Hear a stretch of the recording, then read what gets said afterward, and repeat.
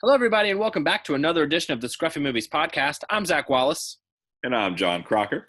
and we, in the coming weeks, are going to have an episode that Crocker and I are both looking forward to. I don't want to spoil what the episode is because I think it's going to be a lot of fun, but to kind of help us prep for that episode today, and also just because it's really been a while since we've focused on Star Wars, we were like, let's just have a conversation about Star Wars. We aren't focusing on any prequels, any sequels, any spinoffs, anything. It's just free game all around. We want to talk about video games, comic books, extended lore, TV series, upcoming movies. It's all on the table for today. And so this is just going to be a random discussion of Star Wars because I knew Crocker and I could pull off an hour of that easy and we can make it entertaining. We about pull off an hour every time we start talking about Star Wars, just like at work.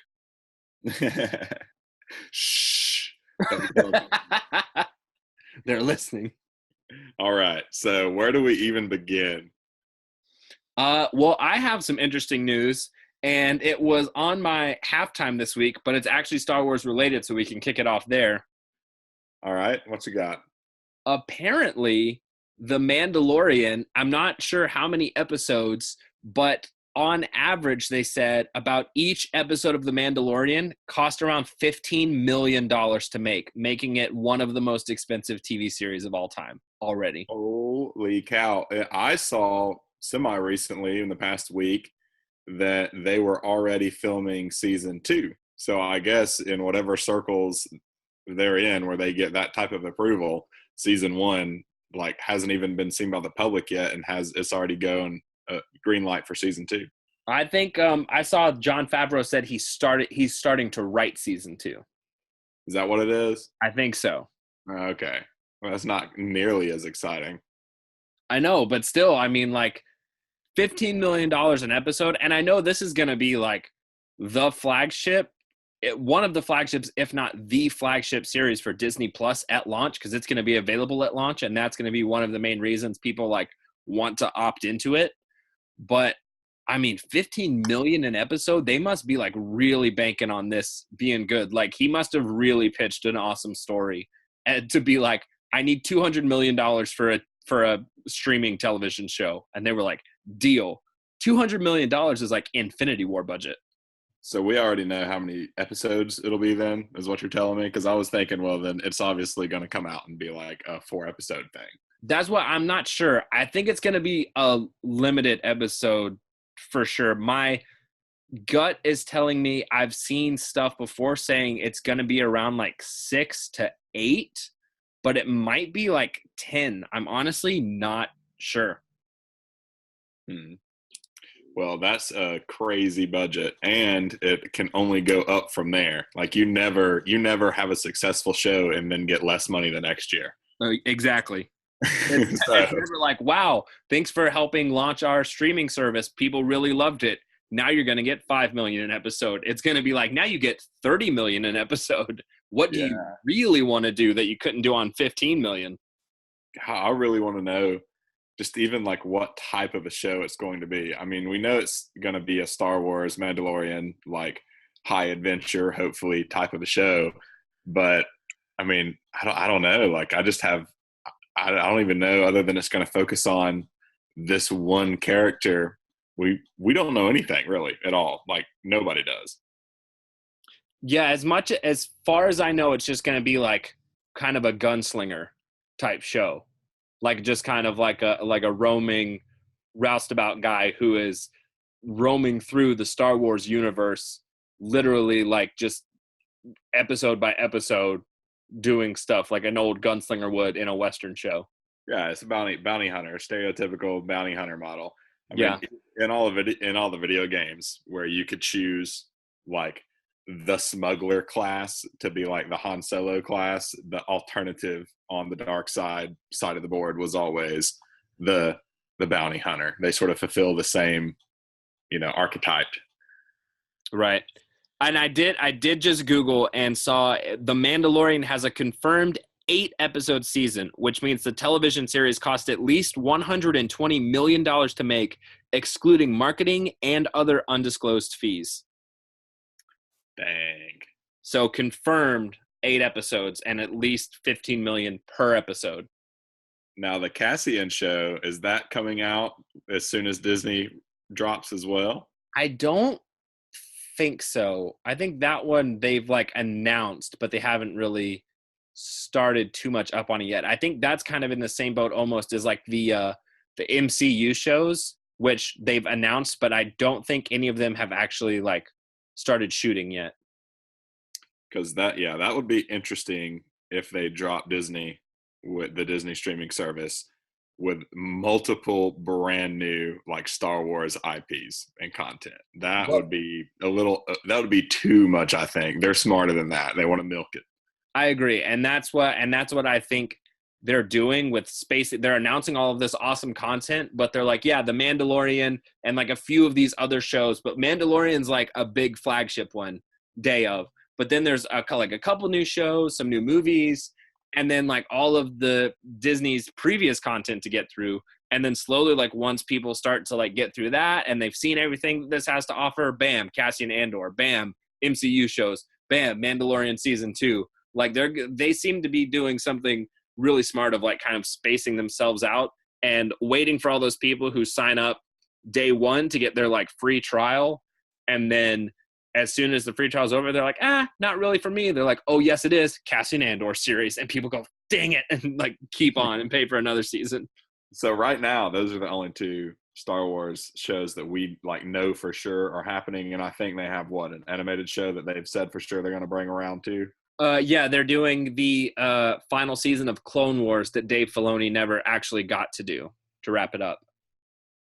So those are really the only 3 like brand new IPs that we know for sure are happening on Disney streaming. Yeah, I believe as far as I know, those are the 3. Well, the sky's the limit. I mean, I really really hope. As much as I don't want to live in a world, and we've talked about this before, where you have to subscribe to a million different streaming services, I want Disney streaming to do so well that they just make loads of awesome content for eternity. Like I will continue to give them money, and I want everyone to do so that we get awesome new Marvel content and Star Wars content. Yeah, I've been saying that since they announced like the Disney Plus thing, but I'm kind of a sucker for Disney anyway. But as soon and all of the rest of the studios are basically doing the same thing. Warner Brothers just announced its streaming service, which is going to be called HBO Max, and it's going to have the complete series of Friends on it and like a bunch of these other different things. And but like I'm not going to sign up for that one. And I think Paramount's developing its own. I know NBC is developing its own streaming service because The Office is being pulled off Netflix for NBC's streaming service. And it's just like, I mean, Disney's the only one that I know I'm going to sign up for. Maybe there'll be content that I'll need a free trial to like get through, but I don't think I'm ever going to pay for those streaming services like month in, month out. Right. Yeah. Yeah. I might live that free trial life and maybe sign up here or there just to get bits and pieces of what I really want to see. But I'm definitely not going to have, 6 active streaming service subscriptions. I mean, at all. Especially if it's things like NBC. I mean, Warner Brothers maybe because they do have a catalog, but it's still nothing compares to Disney. Not nowadays. If you were to have caught them even a decade ago, then yeah, everyone would sort of be, more on an even kill. But after they've recently bought up like all of the biggest properties in the world, I just don't think anyone else is going to be playing in the same league. Yeah, I mean, like Disney by itself is already a formidable opponent. Like it's already like, uh-oh. And then it's like, oh, also, but here's my also super buff friends, Pixar, Marvel, Star Wars, and then there's our nerdy guy who puts all of our plans together, National Geographic. Yeah. And they have like the perfect team assembled. And I'm so excited. Like the one random thing to come with it, I'm just pumped it's National Geographic. Like that actually makes me happy because I watch that kind of stuff too. I am that much of a nerd. Yeah, and I know that they're going to have like a bunch of different National Geographic like original content and stuff like that too. And there's a show with Jeff Goldblum that's like The World According to Jeff Goldblum. Love it. And I know that's all like coming out, I think day of too, like when Disney Plus launches. Talking about like all this extra Star Wars content and different ways to get it, I do at least want to bring up, while we're just blanketing Star Wars conversation, I have sort of charged myself over the past few weeks with actually getting my hands on basically all of the Star Wars books that have come out, and in like Every single one? In like audiobook form. I want to start at the top of the website that lists them all, and like you can sort of, there's basically a giant chart where you can be like, okay, timeline wise, list them all out, and then written wise, like published date, sort of that way, so you can sort of line all the books up, and it has all of them there, whether or not they're officially canon, like old legends, new legends, it has them all sort of categorized. And I just kind of want to start at the top and work my way through them. And it might take me the next 10 years to do this, but I listen to enough podcasts and, audiobooks and stuff like that in the car. I might as well start turning my attention to Star Wars, because it's truly like, there are so many books, and there's really not a universe I care more about and to be interested enough to truly go that deep. I think Star Wars is the one to do it with. Wow, that's crazy. There's so many Star Wars books. Are you doing just like extended universe stuff? Well, it's there's actually not as many as you would think. I mean, there's less than like 100. Yeah, but there's still like a bunch of different offshoots and stuff of that too. I know Han Solo has like 5 or 6 different trilogies. There's one where stormtroopers become zombies. Yeah, now I don't know about that. There might be a certain line in the sand I draw. Like it would either need to be considered like true Legends canon or like canon to be on this list. I'm not going to get into like just kind of fan fiction-y spin-off stuff. Yeah, now, comics in general have always sort of been there and not really paid that much attention to in the Star Wars world. But this Vader comic that's coming out recently has gotten a lot of attention. Like they've sort of pushed a few plots forward and, revealed a lot of different things in this Vader comic that makes it worth mentioning as well. I don't know really anything about that Vader comic. When does it take place? I don't know. I have no idea, dude. But I know that I like all of the Star Wars channels on YouTube and stuff that I follow will all talk about new information coming out of the comics. Like there's talking about all kinds of stuff under Vader's castle now on Mustafar. Like it's, they're really sort of diving into that. They're tying that into these black crystals that you can get at Galaxy's Edge in Disney World, where like 1 out of every 100 red crystals that you get for a red lightsaber can like come and be a black crystal that's like an obsidian crystal that's infused with red kyber, but it's like, you can't see through it. It's like black obsidian, and you don't know when you're buying it if you're going to get that one. And that is sort of tied into the lore in the comics that they're talking about with like stuff on Mustafar. So I don't understand everything I know about it, that's for sure. But they're sort of making a hubbub about it, and people are buying in for sure. That's cool. I never really. I mean, like I'm a big Star Wars fan, but my fandom's pretty much equated to like the movies and TV series and stuff. Not to say like if books were like, wow, this is a really good Star Wars book, read this, that I just like, no, I don't read Star Wars books. I just have never like gotten around to getting into them or anything. The most I think I've read Star Wars books where I know I read the Force Unleashed 2 novel that was written based off of the game's premise whenever it came out. And they did have Star Wars books that were in the same vein of like Goosebumps and Are You Afraid of the Dark? It was called Galaxy of Terror. And it was about kids having to take on monsters or like scary stuff in the Star Wars universe. Yeah, well, see, I've never really done that with anything ever. Like, I know we've talked before about movies where, and even last week, I think we talked about you reading books after you go see the movie and that type of thing. I've never read really any books that had to do with anything other than like I've read Holes and saw that movie, but I read Holes because of school.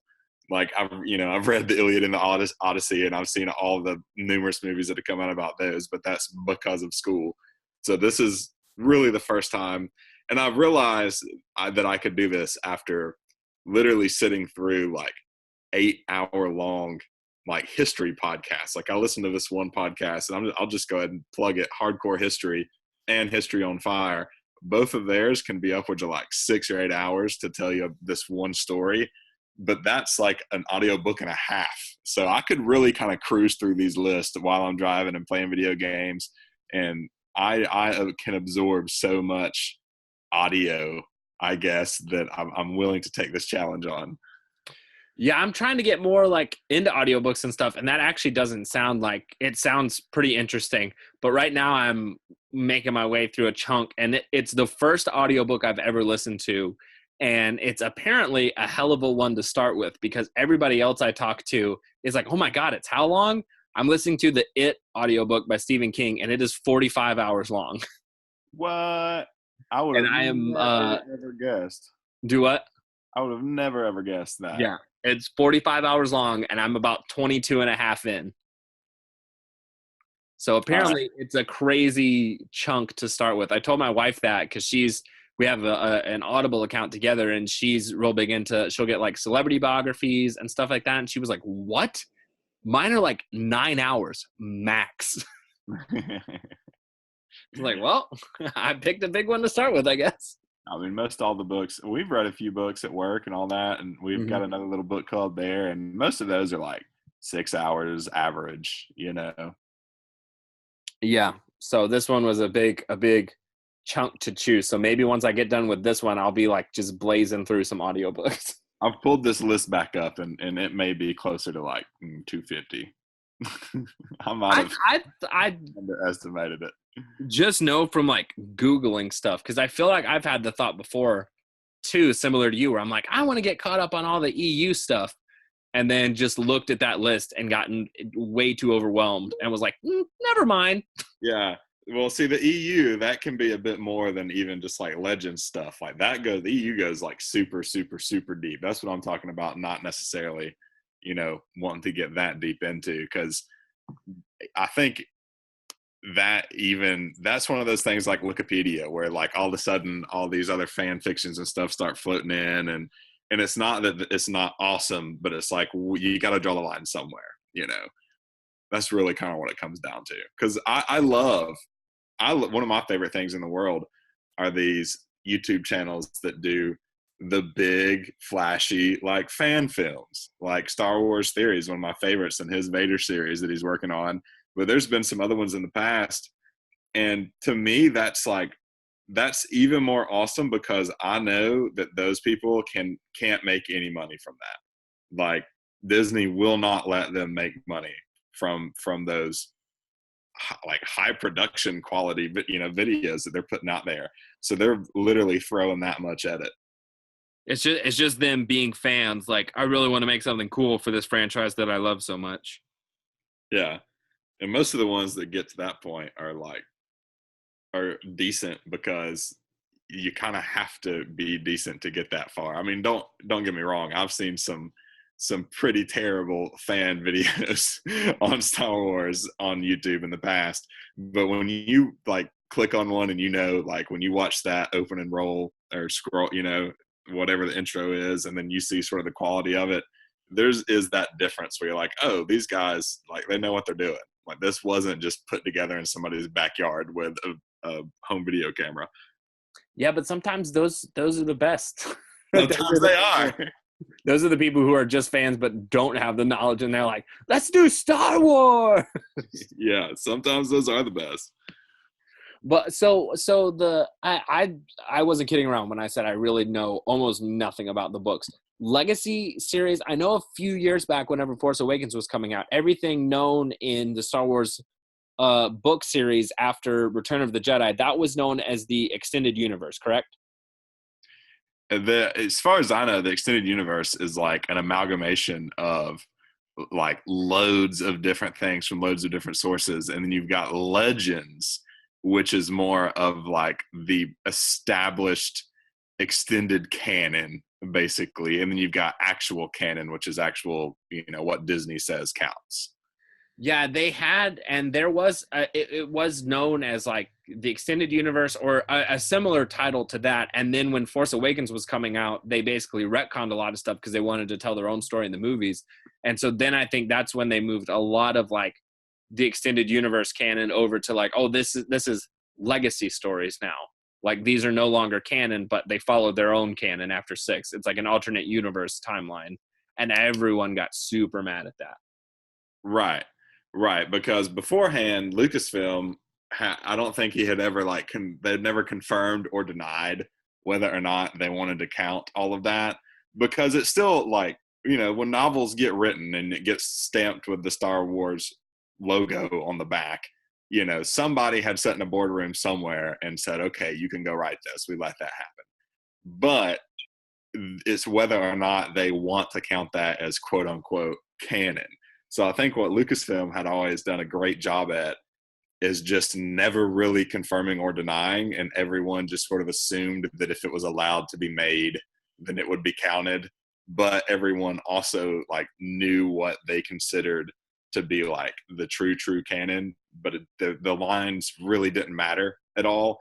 And then when Disney got involved, they started breaking hearts because they started actually drawing clear lines in the sand where they were like, yes, this counts. No, this doesn't. Sorry to break your hearts. Oh yeah, here we go. It says, I Googled it. The body of work was collectively known as the Star Wars Expanded Universe for decades. But then whenever Lucasfilm rebranded the Expanded Universe material as Star Wars Legends and declared it non-canon to the franchise, the company's focus would be shifted towards a new restructured canon based on new material. So so it was the Expanded Universe, and then once Force Awakens was happening, they moved the Expanded Universe to non-canon and then made their own canon with Force Awakens and with the books Legends. that follow it. Yeah, and they made that into Legend, and I think they even did prune some when they out of the Extended Universe when they were like, what are we going to bring over into Legends? I think they did sort of cut the edges off as well. Mm-hmm. Yeah, I'm sure they did, because there was probably a lot of, like the Death Troopers book I mentioned earlier, where it's stormtroopers turning into zombies. They were probably like, that one not so much, but this one about Chewbacca and his family, sure, why not? Who cares? Yeah, exactly. Great. So I guess Legends would really be, that's what you have to call it nowadays. So that's not what you have to call it nowadays, but that's what it's being called. Right. Yeah, it's being called Star Wars Legends is the old stuff, is what it was rebranded as. So what do you think about Disney and Star Wars? We've had 2 movies now, going on a third, plus 2 saga movies going on a third, plus a couple of spin-off movies.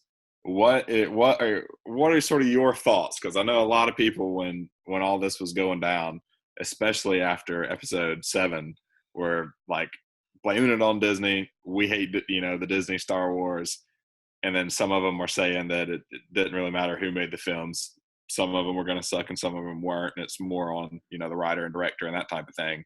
What's your official X amount of years after acquisition review? I mean, Disney has made some decisions where I've been like, but mostly everything they've done, I've pretty much enjoyed. Even when they started announcing, saying like, oh, there's going to be a bunch of Star Wars spinoff movies and stuff, we had just never seen it before. So I, of course, was like, I don't know about all that. And then Rogue One came out and like rocked everybody's socks off and was super good. And then I even really enjoy Solo that just came out, which they announced that one. And I was like, oh, God. And it came out and was actually really good. But I love episode 7. Episode 7 is one of my favorites. But episode 8, they kind of took a misstep with, which, not to retread on old tracks, because we've talked about this in like every other podcast, episode 8 gets brought up. But I mean, if we're going to review it, like maybe out of 10, technically they gave us a theme park that now we can go to and we can ride on the Millennium Falcon. They're continuing to give us Star Wars video games, Star Wars television shows, just like branching that off incredibly. Star Wars television shows everywhere, comics, novels, video games. So, I mean, out of 10, I would say other than a few missteps story-wise, Disney has handled it probably at a 9 for me. I think they've taken what everybody saw in Star Wars, which was this super amazing world and universe and galaxy really to explore. And now I think once they kind of got they're getting like their hands washed of the sequel trilogy that they wanted to make to show everybody that they could do it and there could be a sequel trilogy to Star Wars. Now, like once they're kind of starting to get their hands rid of that, now it's just like, all right, let's explore the universe. So I would honestly say it's probably at a 9 for me. They've handled the franchisation, if that's a word, of Star Wars relatively well, I think. Yeah, I couldn't have said it better myself. I think that I'd probably give it an 8.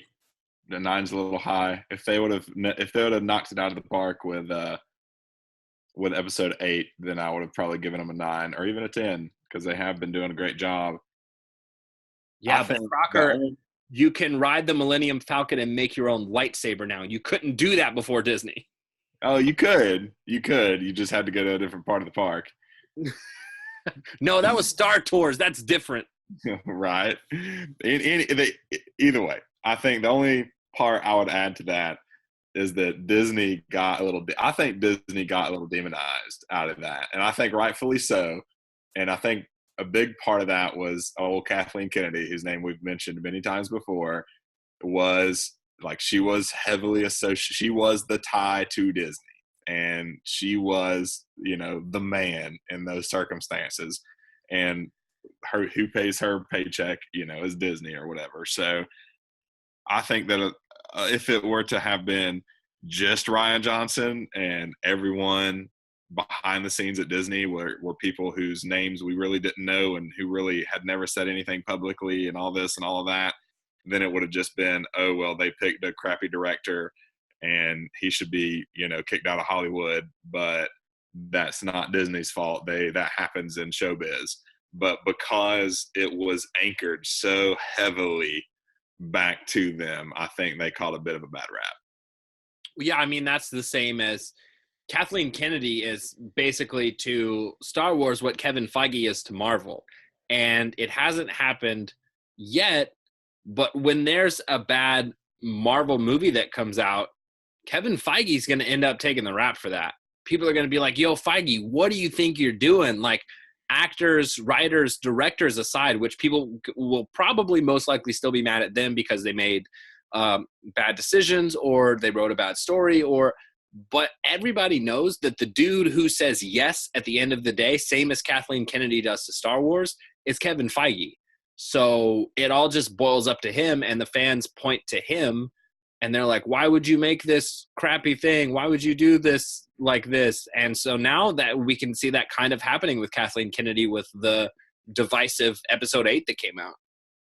And I've heard, and I don't know how much of this is true and how much of it I'm just making up right now, but I have heard, I swear, that she's basically shifted her role around over there to where she's more of, more or less going to play more of a face role and less of a decision maker role. Now, I don't understand everything I've heard about that either, but there have been reports that we can feel a bit more comfortable as Star Wars fans, Well, I mean, really, if you came into your job every day and literally like all of your, because more or less we're like, let's associate fans as clients. If you came into work every day and every single one of your clients was messaging you, calling you, emailing you, telling you how much you suck, they couldn't believe the product you delivered to them, you might also be like, maybe I don't really want to do this that much anymore. Yeah, but I'd have probably dipped. I don't know if I'd still be hanging around. Just be like, you know what? Put me in a different role. Well, she was probably like, I quit. And they were like, we'll offer you $50 million to just sit around all year and just come out and announce Star Wars stuff when we have panels. And she's like, sounds good. I can do that. I feel like there's probably a lot of that goes on in showbiz. Oh, there has to be. There's a really good show, Silicon Valley, where they wanted to buy a person's time, but the guy's an idiot, so they don't actually need him to work, but they wanted to buy his, so he can't do anything else. and they give him $20 million to just basically sit there and do nothing.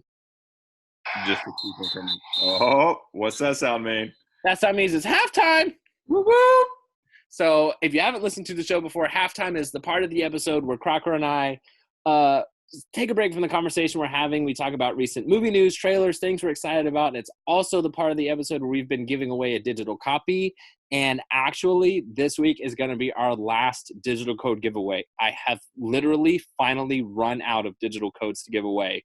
And, you know, Crocker and I are looking into the future. We're looking to transition a couple things about the podcast. We're hopefully going to be moving to iTunes, so it'll be much harder to kind of collect votes and everything. So this is actually going to be our last digital code giveaway for the foreseeable future. Not to say there'll never be another one again, because of course I'm still going to get digital codes. I'm probably not going to really use them. So be sure and keep checking out on Instagram. You never know when a digital code giveaway is going to pop up. But for our final one, we actually also have the final conclusion to the Evil Dead franchise, which is the entire season of Ash versus Evil Dead Season 3. So if you want to be entered to win Ash versus Evil Dead Season 3, just comment the code word Deadite below or direct message me at Scruffy Movies on Instagram. Again, the code word is Deadite, and you'll be entered to win our final digital code giveaway of Ash versus Evil Dead Season 3. Final for now. I'm sure we'll have more. Yeah, that's what I was saying. Just final for now, because I'm still going to be buying Blu-rays, and Blu-rays now just come with digital codes that I'm just going to be like, well, these are just going to pile up again. Yep. So stay tuned in the future. All right. So this week I've got a couple of things. One thing is Star Wars related that has taken the interwebs by storm. I'm sure you've probably seen a little something about it, and that is the Sith Trooper. Yes, the like all red stormtrooper. The all red stormtrooper. Some people love it, some people hate it, just like everything else in Star Wars. I haven't really seen like a lot of the reasoning why. From what I can tell, I think people are saying it like the outfit itself fits incorrectly in the timeline based on like the helmet design, and then some people are saying that we've already seen red troopers in the past, you know, in like video games, and there's also the Imperial Guard, so it's not an original idea, and people are just looking for ways to hate it out of the gate. So I'm definitely going to just hang back, see how it's used. I mean, it's a freaking toy, for goodness sake. That's how it leaked out. I think it was like Hasbro or something, you know, it hit the shelves a little too early, or some footage got out, images got out, and then it was confirmed. So I'm going to hang back, wait and see how it's used, because see, people are talking about all this timeline mess, but we could have a flashback with like Palpatine, like to a long time ago. You don't know what this is going to be. So I say it's something new to play with, and keep your mouth shut and watch the movie. And I mean, also we haven't like, it's a new type of stormtrooper. You can't be like, oh, the helmet design doesn't stand up to what is the current helmet design in the AU 104. Like, it's a new stormtrooper. He can have whatever helmet he wants. He could have the Darth helmet from Spaceballs. It's a new stormtrooper. You've never seen him before. How are you making judgments saying this is wrong? It's new. It's not. It hasn't happened yet. There's always this thing that happens, and I see it all the time in video games too, especially, okay, so with the new Star Wars games that's coming out towards the holidays, there are a couple of new types of troopers, and I can't remember their name off the top of my head, but they're like the bow staff guys almost, right? Yeah. They're like shadow troopers or something like that. And the description that was given for them was like, oh, we came up with these troopers so that you playing this game have something in between, you know, an easy peasy stormtrooper and like, you know, a Sith or someone who's obviously more powerful. They're sort of that in-betweener. And people were saying, you know, this is the line that always gets me is, well, where were they, you know, in all of the other lore and all of the other movies? And it's like, well, because that's how like time works, and the fact that this is art that they're creating. And you know what? They literally just invented it, and it's 2019, and that movie came out, or that book came out, or that whatever other game came out, you know, in the 80s or the 70s or, you know, whatever it was. So it's like, that is the dumbest question ever, is where were these? Now, sometimes sometimes if you start like flirting with retconning or like really changing something, like if you change something so hardcore that it just, there's no way the past could have survived without it being known or whatever, that's a totally different story. But we're talking about an entire galaxy and an entire, you know, empire literally here. They could have had different troopers on different planets all over the place.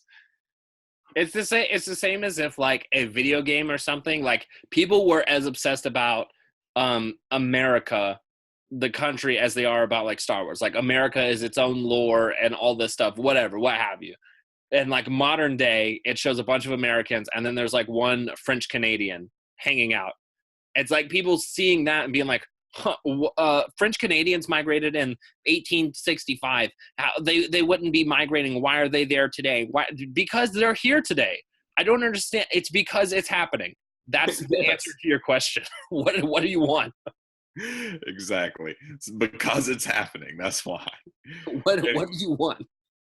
All right, and then one other thing for halftime, I didn't really see any good trailers this week. None that like were good enough to mention.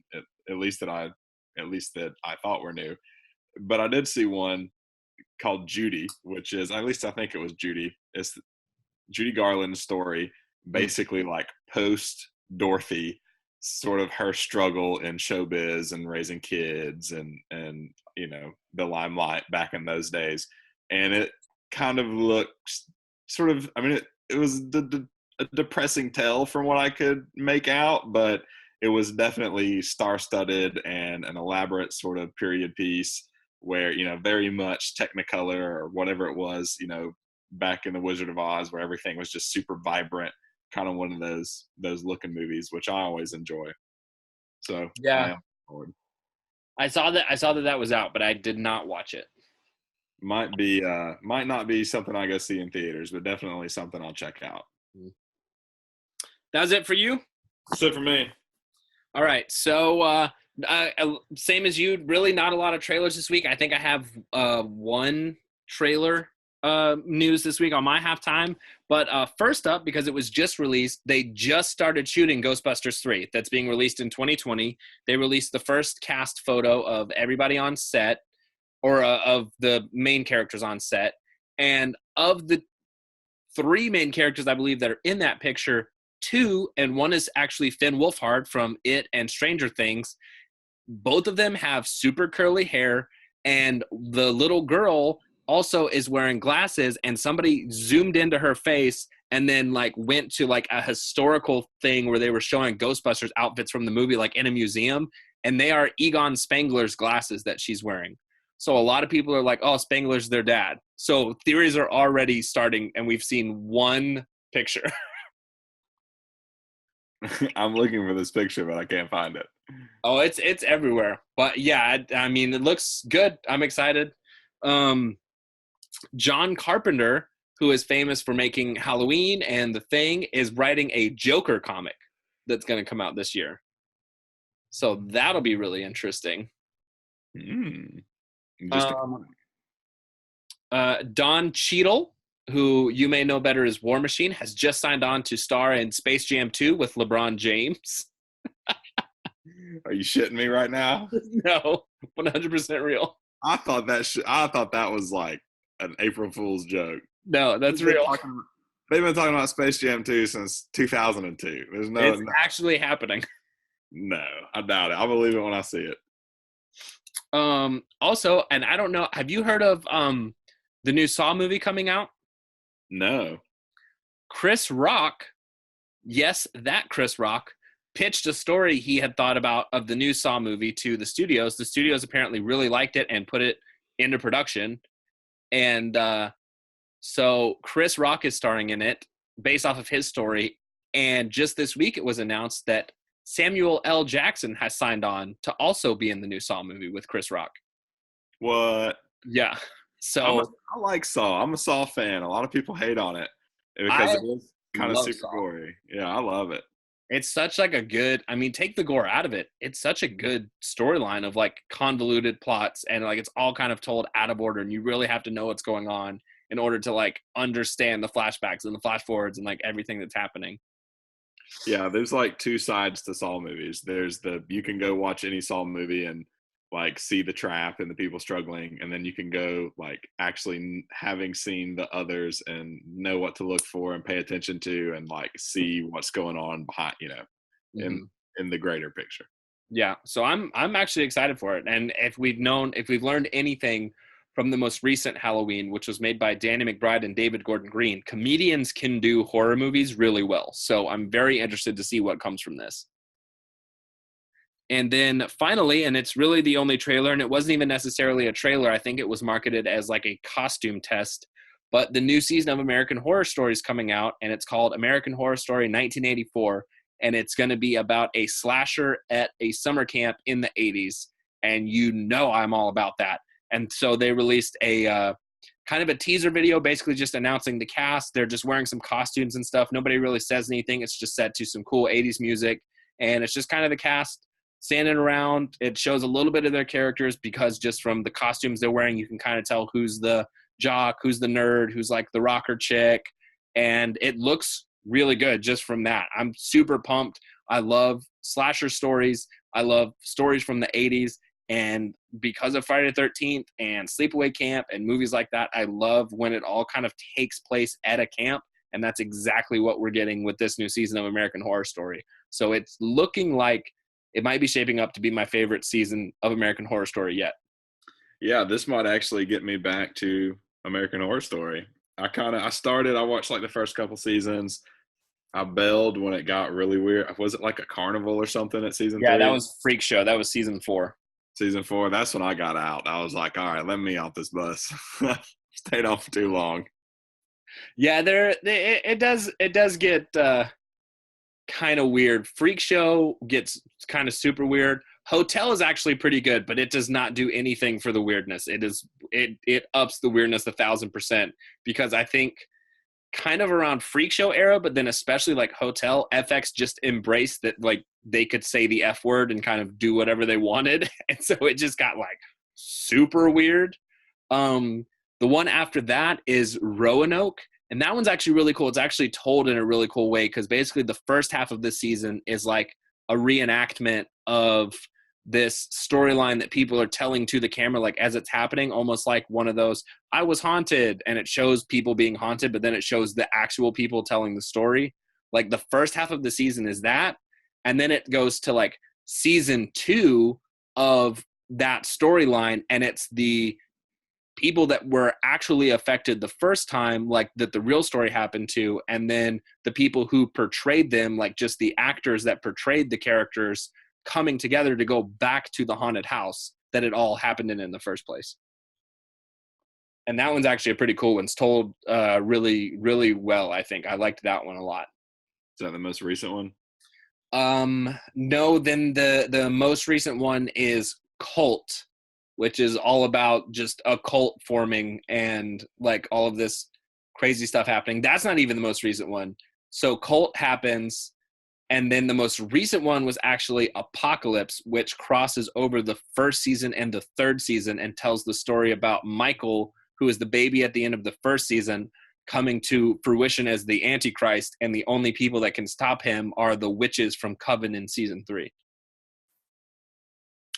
Gotcha. So that kind of confirms the season crossover thing that I think they've always kind of alluded to, that all this happens in the same universe, but they've never, or I guess they finally officially confirmed. Oh yeah, they always like, especially in the later seasons, they didn't do it so much in the earlier seasons, but especially now in the later seasons, like they just kind of cross over whenever they want. Like Queenie was a witch in season 3, Coven. She showed up in American Horror Story Hotel, and then her story from where we saw her end in Hotel carried through to Apocalypse. So yeah, they crossed over like everything. Sweet. And it wasn't bad. But I am super excited for AHS 1984. Cannot wait for that. And that is it for me for halftime this week. All right. So let's look forward a little bit. What do you think about, well, I guess I know you've seen the trailer for the new Star Wars movie, and we've talked about it a little bit. Oh yeah. Is there anything that you're like most anxious about, or anybody that you want to really see, or anything along those lines? I just don't know how they're going to wrap everything up. And I know that they've kind of given us wrap ups to some of the questions that they started in 7. Like they wrapped up a little bit in 8, but I feel like those were almost false wrap ups. Like I think Ray's parents, I think there's much more to the story than just they were nobodies. And I think we're going to see that in 9.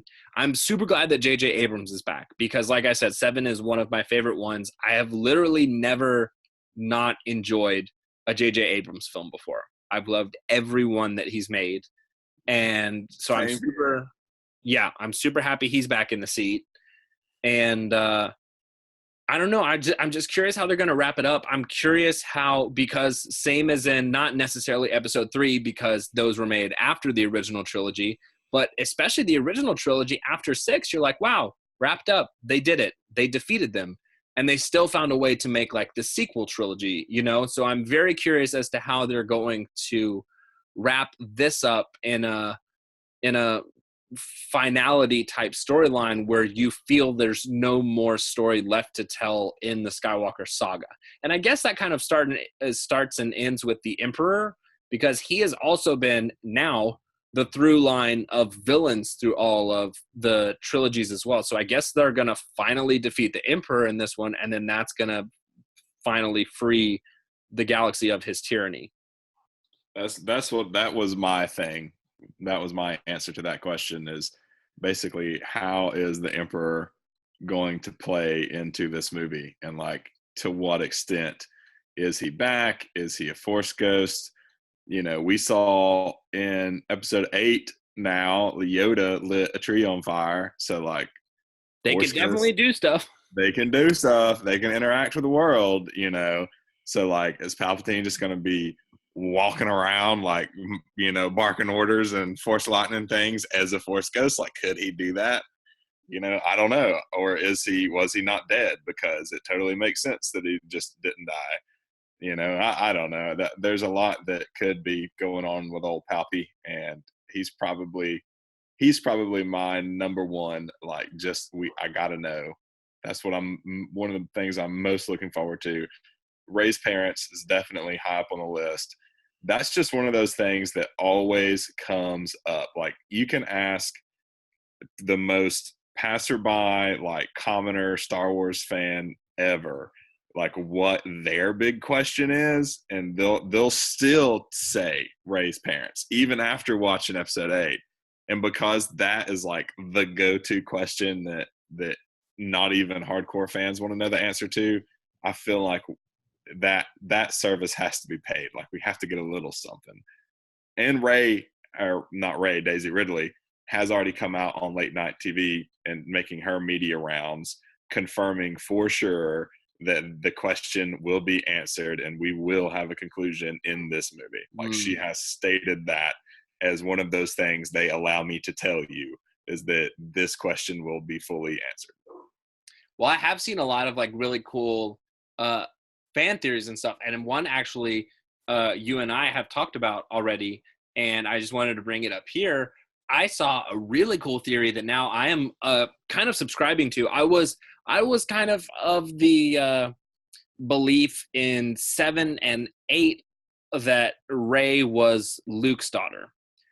But now I'm kind of not as subscribed to that theory, because I saw this other one that I actually like a lot more, and it would make the story conclusion a lot better. And it's basically saying, like, once Ben Solo was born, who is Kylo Ren, Han Solo and Princess Leia had a falling out. They weren't really together anymore, which is why we see them act kind of weird together in episode 7. And so Han Solo goes out. He doesn't see Princess Leia for a while. He reconnects with Kira from the Solo movie, played by Emilia Clarke, and they get together, and then she ends up having a child that he doesn't know about, and that ends up being Rey, meaning that they are both fathered from Han Solo. They are both technically, oh no, Rey wouldn't be a Skywalker, but Kylo Ren would be. But I don't know, that one just seemed like a super interesting theory to me, that they are basically brother and sister having to fight each other, and they just don't know. It would also explain why they're kind of two parts of the same coin, and just don't realize it. But you also don't get the force sensitivity passed on to Rey that way either. Everybody's a little force sensitive. They just Not don't to have as that many level. Like, well then Anakin was born of the force. Anakin was born literally to a serf mother who had no idea even of like the force sensitivity and stuff. He was just born of the force. So who's to say that when babies, it's like Harry Potter. Magical babies can be born to two people who don't know magic. I guess. I Ray mean, could yeah, be a I filthy think that mudblood. is the theme. I think that is the theme of the new Star Wars. You know, with the whole like kid in the broom and all that, is that they wanted to break the idea of the lineage thing. But we've already had so much confusion with midichlorians in the past, and some say that was Palpatine that created Anakin. So there is also that. Basically Palpatine fathered Anakin. So there's all. I would be more willing to believe that she was like a clone of Anakin or Luke or something like that, because I feel like there still has to be a little bit of explanation through lineage of how she is just that doggone powerful. Because she got in there, boy, and that's going to be a lot to explain. And if you don't explain it, then a lot of people are going to feel like, their questions were not answered or it just didn't make any sense. Like you gotta throw something in there, and I think a lineage is an easy way to do it. Yeah, and I agree with you with like the kid and the broom thing, but I don't know. It just, as you were talking, I was thinking about like Order 66 and all of these fallen Jedi. I don't know if they're necessarily, I mean, they kind of are, but it does make sense through the storyline of being like anybody can be super force sensitive now, because once all the Jedis died in Order 66, we don't know where the lineage went. Like, who's to say how many Jedis left people fatherless, and then they just like kept having children that the force sensitivity passed down through, and now there's all these people walking around who have never been trained but are like super duper force sensitive and just have no idea like what it means. Like the kid just knows that he can grab a broom by pointing his hand at it, and he's like, sweet, I don't have to walk over there and get it. But he doesn't really like understand his capabilities or powers. But that could be a lineage from like a Jedi who was super powerful in episode 3 time, who just happened to be killed in Order 66. I don't know. The lineages have not become as royal or noble as they used to be, because now it's just mixed. Once all the Jedi died, who's to say where the lineages went? Well, assuming that Skywalker is not a new name for like force sensitive people, like if Kylo and Rey destroy the old Jedi and the new Sith, and they reign as like gray Jedi or whatever, like as Skywalkers, which is what a lot of people propose. I'm not necessarily a huge fan of that theory, but if it's not that, then it would be the rise of Skywalker individual. And I think she is the best bet for fulfilling that role. So that would also make me think she might have Skywalker blood somehow. But I think it would be cool for them to throw us a curveball and like make her a Jinn, or something. A Kenobi. A Kenobi. Well, I mean, we've already got Kylo's already a Kenobi. What? How is he a Kenobi? Oh no, wait, you're right. No, I had Solo at like the picture of Han Solo in my head when you said that word, and Oh. no, you were wrong. I was so confused at you saying that literally like my brain was doing the loading screen of like, wait, how is Kylo Ren a Kenobi? Yeah, get to the solution. I was like, I know Crocker isn't lying to me. I just don't know how it's happened. No. I was incorrect. But yeah, I mean, she could be a Kenobi. That would be super awesome too. That was like one of the first theories that I heard, and people were like, that means that this saga now is no longer just about like the Skywalkers. It's about the Skywalkers and their relationship to the Kenobis. Right, because they've been there since day one. Exactly. Yeah. That's episode 1, Obi-Wan Kenobi, especially 1 through 3, and then 4. But then even after 4, in 5, when Luke's on Hoth, Obi-Wan Kenobi still comes down Force Ghost, and he's like, you have to go to Dagobah, and you have to train with Yoda. He's the one who propels Luke on his journey to be the Jedi. And then at the end, when he sees the Force Ghosts, he sees Yoda and Anakin and Obi-Wan Kenobi. And Anakin and Obi-Wan in like the Clone Wars animated show, I mean, it is basically the show of them two, you know, fighting their way through the Clone Wars. Yeah. And we know that Jedis aren't supposed to like father children or whatever, but Anakin did it. And I know that's like when Jedis were still around, but then like Jedis weren't around. And when we last saw episode 3, Obi-Wan Kenobi, and then to episode 4, Ewan McGregor was still looking pretty good. He was pretty young, pretty fit. Who's to say he was like, he just wasn't drunk in the Tatooine bar one night. And he's like, you know what? Order 66 happened. Jedis aren't here anymore. I'm going to have a baby with somebody. Well, it may not always be on purpose either. But at the same time, I think they'd mentioned somewhere along the lines of that being like a relatively new rule. Like, wasn't that one of the reasons, like, didn't Dooku have a kid or something? And that was one of the main reasons why he got out of the Jedi Order? I can't remember. I'm not sure, actually. But now that we're talking about it, that would actually be super cool, because what we learned in episode 8 about race parents is like, oh, they're nobodies. Like, they're nobodies. They come from nobodies. And what you just said about it being an accident kind of sparked that in me. What if Obi-Wan Kenobi didn't know that he had a kid? And so the lineage passed down from the Kenobis to Rey. And so legitimately, it is like her parents were nothing. They came from nothing. They're just poor people. They came from nothing. But then like trace it 2 generations back, her like great grandpa or her grandfather is Obi-Wan Kenobi. And that's the Kenobi lineage. That's the Kenobi line. And just nobody knows that. Yeah, I mean, you could trace a lot. I mean, you could justify your parents to nobody's thing a lot of different ways. I mean, like if she somehow ended up being a Skywalker, you could trace it back to Anakin's mom, who was like a nobody, literally a slave. I mean, for a long time, Han Solo and Chewie probably lived as junk traders, you know, before they got the Millennium Falcon back. So I mean, I think you could creatively write that out of it being like, oh, they were like junk traders and alcoholics, but they were like cool and did these other awesome things too. It's just that they, you know, fell in a dark time for a while or something along those lines. I still think it's more likely. I don't know. I'm stuck on Rey being a clone thing. I think, especially after her vision of her seeing like 1,000 versions of herself, I don't know, man. Makes sense. I don't know. I think I'm just getting, it'll depend on the way they explain it, because I'm not 100% sold on, no, I don't want that to happen. I'm like 80% I don't want it to happen. But if they sell it to me really well, okay, fine. But like, I just don't want her to be a clone.